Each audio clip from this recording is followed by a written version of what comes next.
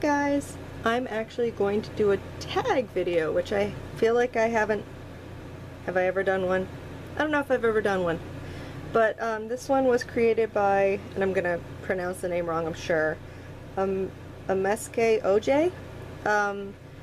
So it's a 10-question tag. Bizarre Individual did it, and I was like, sure, I'll do it too, because why not? But first off, I'm going to do the community shoutouts for this video, and I might as well put AMeskeOHJ as one of them, because he is one that I just started recently watching. Actually, I started watching him because Jingraves put him down as, I believe, one of his community shares, I think. Or he was doing like the live shows with him, so I started subscribed to him and started watching his videos after that. And he's really cool. He does, you know, hauls, and he does some reviews.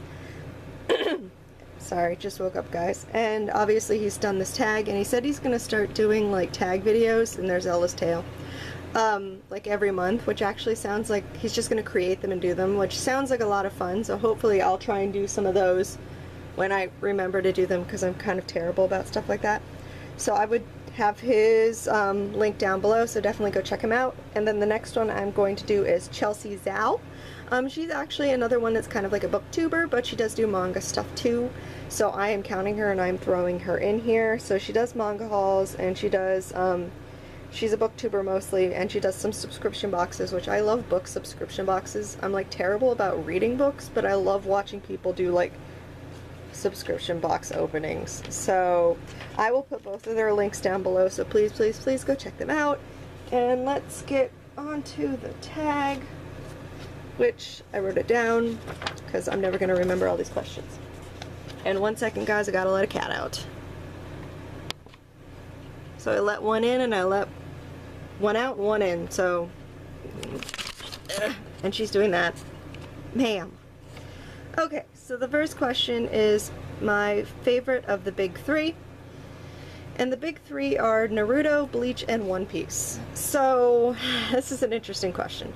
Naruto, I know about all three of them, obviously, but I've not watched or read anything of Naruto. So Naruto is not one that I've even like tried to get into. So yeah. Bleach, I did get the manga for a while. I just started losing interest in the manga, and I just gave up on reading it, and then I just donated what I had because it just wasn't holding my interest. One Piece I think is interesting. I might consider reading that one. I have a friend who collects it, so I just borrow it from her because I'm not buying it because it is ginormous.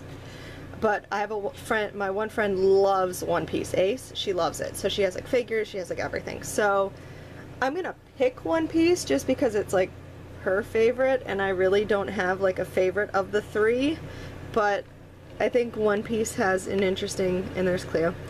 One Piece just has an interesting premise to me, and it has the most interesting of the premises in my opinion, so I will pick that one.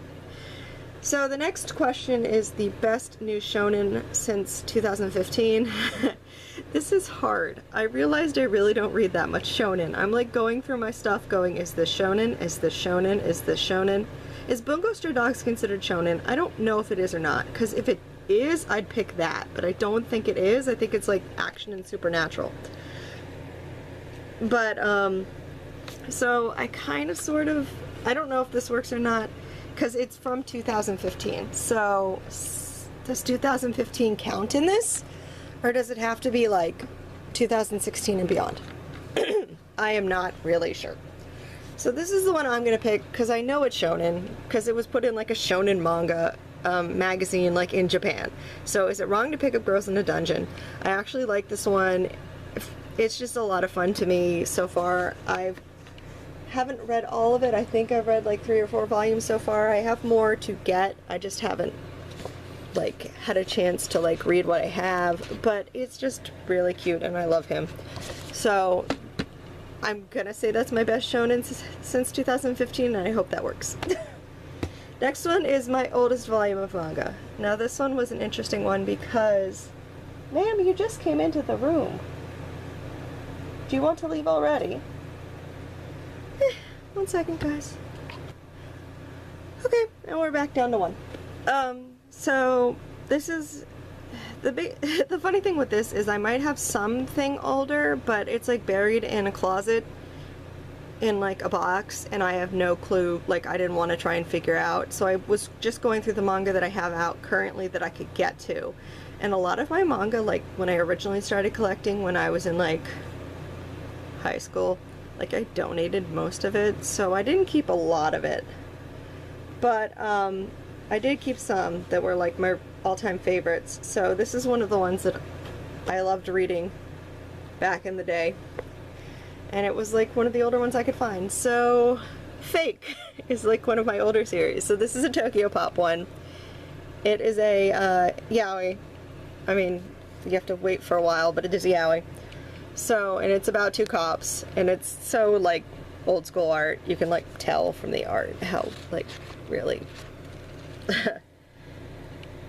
old this is. So this was actually from, let's see here, the English text was 2003, but the actual manga in Japan came out in 94. So 2003 is my oldest volume that I could find. Next off, we have got the newest volume of manga. Well, this is easy. I just looked at my pile and what came in recently, and like this came in yesterday, so Escape Journey. This is a new one from Sublime that just came out. So, really don't know anything about it because it's still wrapped. I haven't gotten there yet. But it is another BL, so there's that. Next one is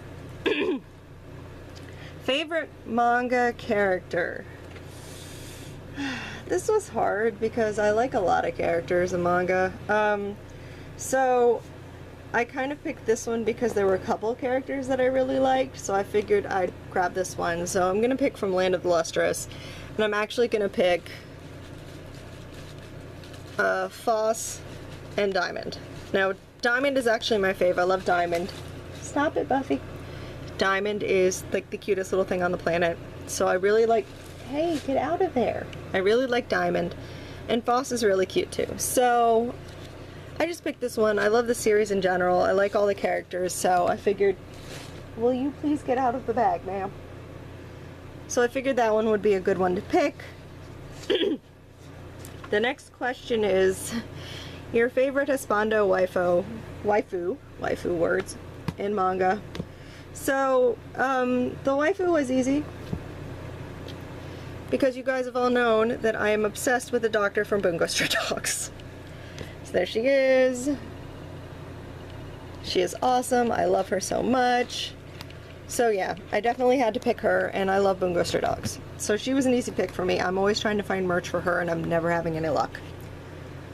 The next one, the husbando, is a little bit difficult because honestly, in my opinion, I don't end up with a lot of husbandos. I end up with a lot of characters that I think are adorable, and I want to like feed them cupcakes and like just take care of them. So yeah.